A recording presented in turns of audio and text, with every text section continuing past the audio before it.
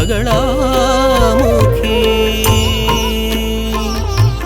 మంగళరూపిణి బగళాముఖి మంగళకారణి బగళాముఖి మంగళదాయని బగళాముఖి మంగళం మంగళం బగళాముఖి. జై జగత్మాత దేవి బగళాముఖి. ఓం హ్రీం బగళాముఖి వరదే సర్వసౌభాగ్యప్రదాయిని సమస్త భక్తానాం సర్వాభీష్టం సాధయ సాధయ హ్రీం ఓం స్వాహ. బగళాముఖి స్వాహా. కుటుంబ వ్యవస్థలో దాంపత్య జీవితం ఎంతటి ముఖ్యమో అదేవిధంగా అదే మాదిరిగా ఎంతో ముఖ్యమైనది ధనభాగ్య యోగం కదా. ఈ కాలంలో భూమిలో ఉన్నటువంటి 95% కాదు 99% సుఖభోగాలన్నీ కూడా మన దగ్గర ఒకవేళ డబ్బుంటే గనక కొనుక్కోవచ్చు కదా. ఈ భూమిలో ఉన్నటువంటి సుఖభోగాలన్నీ కూడా మన దగ్గర డబ్బుంటే లక్షల కొద్దీ సుఖభోగాలను డబ్బిచ్చే కొనుక్కోవచ్చు. దానికి డబ్బు కావాలి, ధనం కావాలి. ముఖ్యంగా కుటుంబ వ్యవస్థలో డబ్బుకి చాలా ప్రాధాన్యత ఉంది, ఒక స్థానం ఉంది. ప్రతి ఒక్కరి జీవితంలోనూ ధనానికి స్థానం ఉంది. కానీ చాలా ముఖ్యంగా చెప్పాలంటే కుటుంబ వ్యవస్థలో ఉంది. అదేంటంటే కుటుంబం అని అంటే అక్కడ పిల్లలు ఉంటారు. పెద్దవాళ్ళైతే సాధారణంగా వారి కోరికల్ని కట్టుదిట్టం చేసుకోవచ్చు. నా దగ్గర పెద్దగా డబ్బు లేదు, ఇంతే ఉందని చెప్పచ్చు. కానీ పిల్లలు వాళ్ళకవన్నీ తెలియదు కదా, వాళ్ళ కోరికల్ని అణుచుకోలేరు. నాకు అవి కావాలి ఇవి కావాలి అంటారు. మనం వాటిని ఎలాగైనా తీసివ్వాలి. లేదంటే పక్కింట్లో కూడా పిల్లలుంటారు కదా, వాళ్ళ జీవితం ఎలా ఉందో అంతే ఆనందంగా మన పిల్లలు గనక లేరు అంటే మనకు మనసులో బాధ కలుగుతుంది కదా. పిల్లల్ని చదివించాలి, వారికి మంచి బట్టలు కొనివ్వాలి, ఇలాంటి చాలా విషయాలు. వాళ్ళకి మంచి ఇల్లుండాలి, మంచి వాహనం ఉండాలి. వీటన్నిటికీ మూలం ధనం. ధనం ఉండి తీరాలి. నేను ఇదివరకు మీకు చెప్పాను కదా, ఒకరి జాతకంలో 2వ స్థానంలో పాపగ్రహాలు గనక ఉంటే అతనికి కుటుంబ జీవితం చక్కగా ఎన్నటికీ ఉండదు అని ఇదివరకు చెప్పాను కదా. అదేవిధంగా 2వ స్థానంలో ధనం, విద్య, కుటుంబం ఇవన్నీ కూడా 2వ స్థానంలో ఉండాలి. వివరంగా చెప్పాలంటే జాతకానికి లగ్నంలోని తదుపరి స్థానం, దీనినే 2వ స్థానం అంటారు. అక్కడ గనక పాపగ్రహాలు ఉండి ఉంటే మీకు మంచి కుటుంబ జీవనం ఉండదు. ఎవరికైనా సరే, మీకు కానీ మీ పిల్లలకి కానీ జాతకం గనక అలా ఉంటే విద్యలో విఘ్నాలు ఎదురవుతాయి. మంచి స్నేహితులు కూడా కరువవుతారు.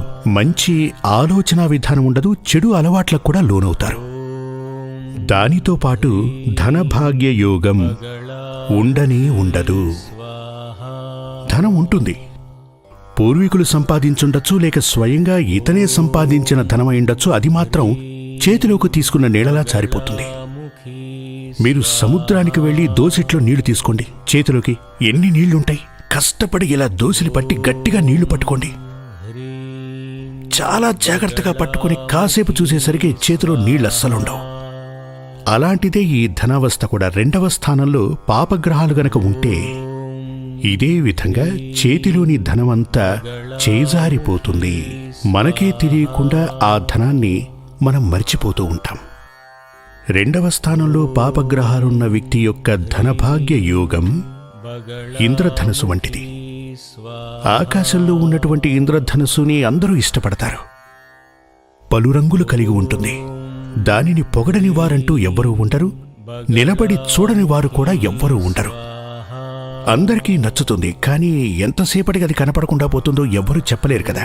అదేవిధంగా 2వ స్థానంలో పాపగ్రహాలు ఉన్న వ్యక్తి యొక్క ధనభాగ్య యోగం, పాపగ్రహాలు మాత్రమే కాదు, 2వ స్థానంలో గురువున్నా కూడా అది అస్థిర ధనభాగ్య యోగం. ఎందుకు అంటే ధనానికి అధిపతి అయిన ఆ గురువు ధనస్థానమైన 2వ స్థానంలో ఉంటే మంచిది కాదు. మీరు మీ జాతకాన్ని తీసుకుని, అవును నాకు గురువు 2వ స్థానంలో ఉన్నాడు, నాకు సమస్య లేదని గురువు గారు చెప్పారు, కానీ నేను అష్టకష్టాల్లో ఉన్నాను అంటారేమో. అందుకని ముందుగా చెప్తున్నాను.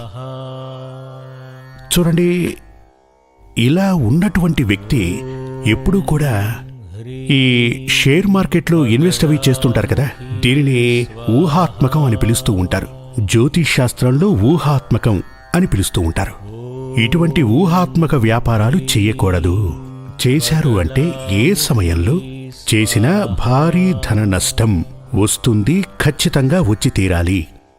అదేవిధంగా భారీ ఎత్తున ధనాన్ని పెట్టుబడిగా హ్యూజ్ అమౌంట్, భారీ అమౌంటుని పెట్టి వ్యాపారం చేయకూడదు. ఒకవేళ చేస్తే పెట్టిన పెట్టుబడి పోయి మళ్ళీ అంతే అప్పు వీళ్ళకి మిగులుతుంది. మీరే ఒకసారి ట్రై చేసి చూడండి. ఒకవేళ మీ ఇంట్లోనే ఉంటుంది, లేదంటే మీకు తెలిసినటువంటి చాలామంది చాలా వ్యాపారాలు మార్చి మార్చి మార్చి చాలా వ్యాపారాలు చేస్తూ ఉంటారు. చెప్తూ ఉంటారు, నేను ఎన్నో వ్యాపారాలు చేస్తున్నాను, ఒక్కటే కలిసి రాలేదు, చివరికి అప్పే మిగిలింది అని. ఎవరెవరినో అడిగి ఓ 10 లక్షల రూపాయలు అప్పు చేసి ఓ బిజినెస్ ప్రారంభిస్తాడు. ఆ 10 పోయి మరో 10 లక్షల రూపాయలు అప్పు మిగులుతుంది. ఉన్న ఇల్లు వాకిలి అన్ని అమ్మేసుకునే పరిస్థితి ఏర్పడుతుంది.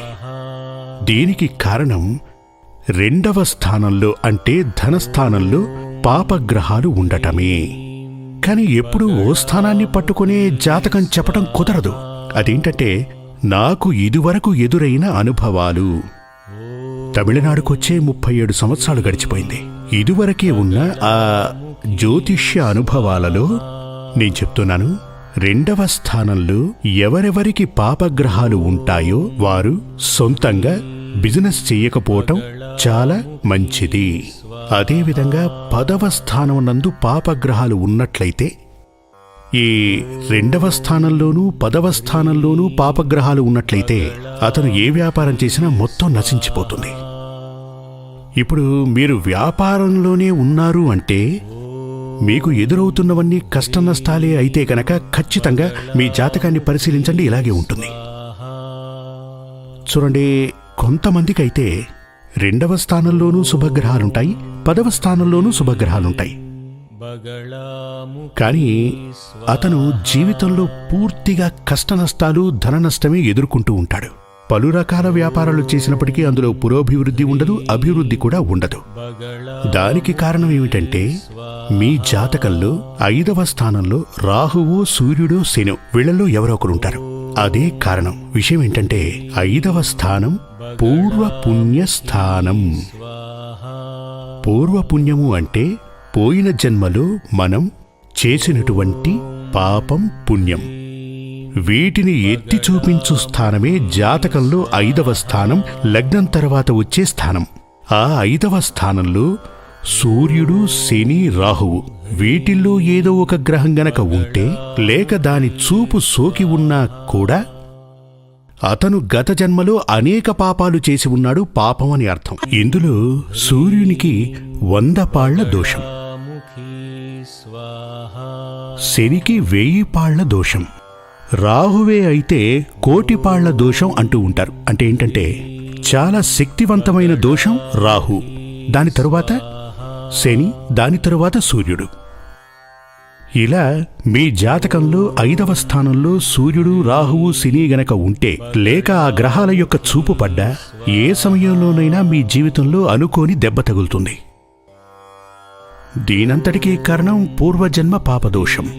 ఒక పెద్ద రోగంలా అయినా రావచ్చు, పెద్ద కష్ట నష్టాలు, లీగల్ ప్రాబ్లమ్స్ వచ్చినా రావచ్చు, ధన నష్టంలాగా కూడా రావచ్చు, యాక్సిడెంట్ లాగా రావచ్చు, కారాగారవాసం రావచ్చు. అంటే రావచ్చు అని ఎందుకు చెప్తున్నాను అంటే, మీ జాతకం నా దగ్గర లేదు కదా. మీ జాతకం కరెక్ట్గా నా దగ్గర ఉంటే దేనివల్ల ప్రమాదం వస్తుందో ఏమిటో కరెక్ట్గా చెప్పగలను.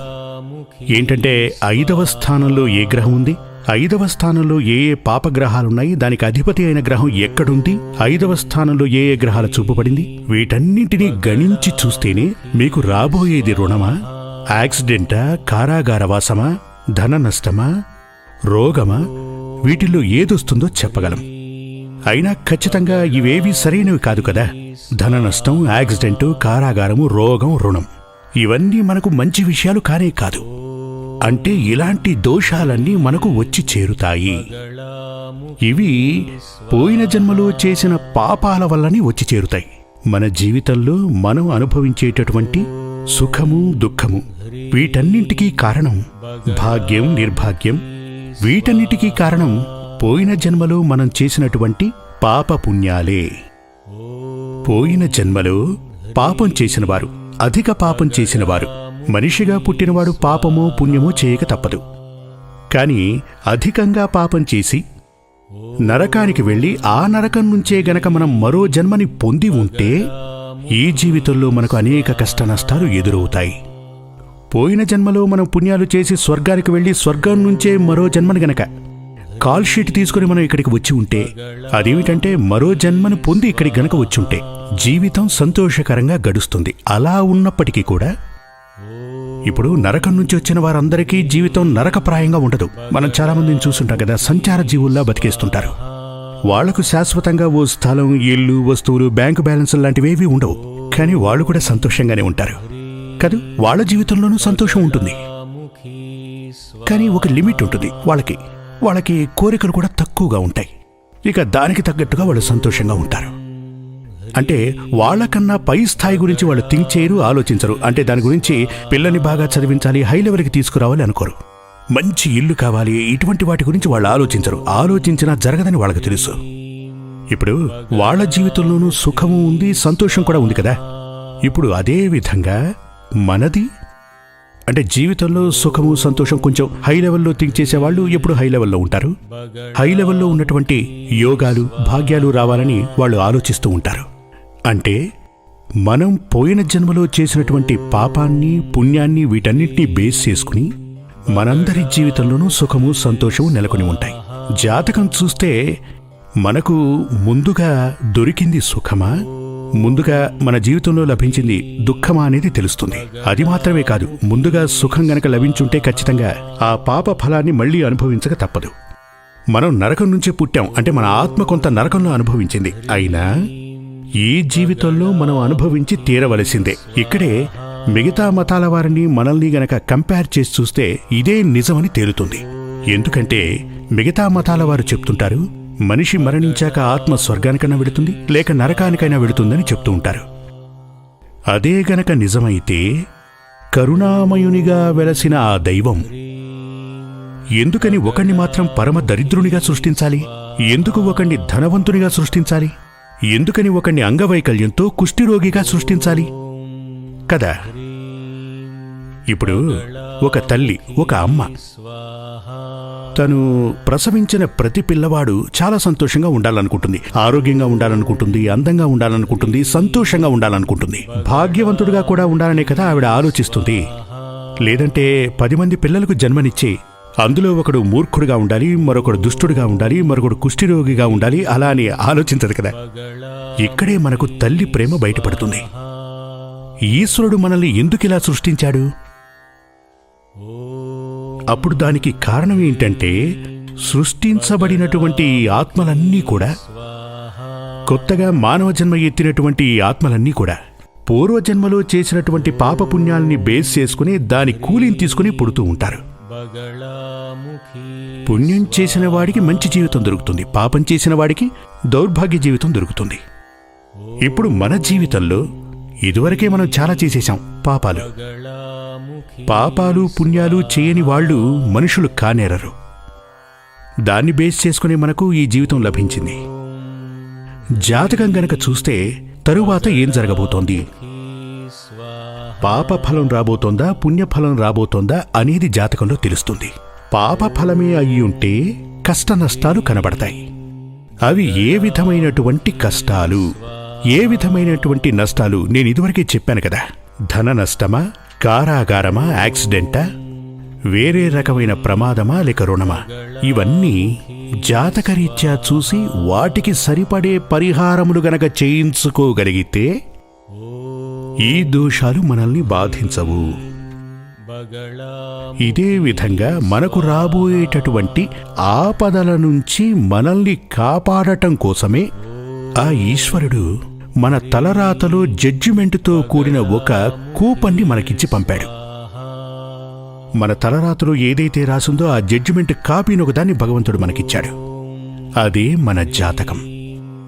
జై జగన్మాతాదేవి బగళాముఖి. సమస్త భక్తానాం సర్వాభీష్టం సాధయ సాధయ హ్రీం ఓం. శ్రీ సూర్యమంగళం అద్వైత వేద విద్యాపీఠంలో తాంత్రిక పూజల్లో సిద్ధహస్తులైన ఎందరో ఆచార్యులు అమావాస్య, పౌర్ణమి రోజుల్లో ప్రత్యేక యాగాలు నిర్వహిస్తారు. ఈ యాగాల్లో పాల్గొనడం ద్వారా తల్లి శ్రీ బగళాముఖీదేవి అనుగ్రహం వల్ల సర్వదోషాలూ పోయి సకల సౌభాగ్యాలు మనకు కలుగుతాయి.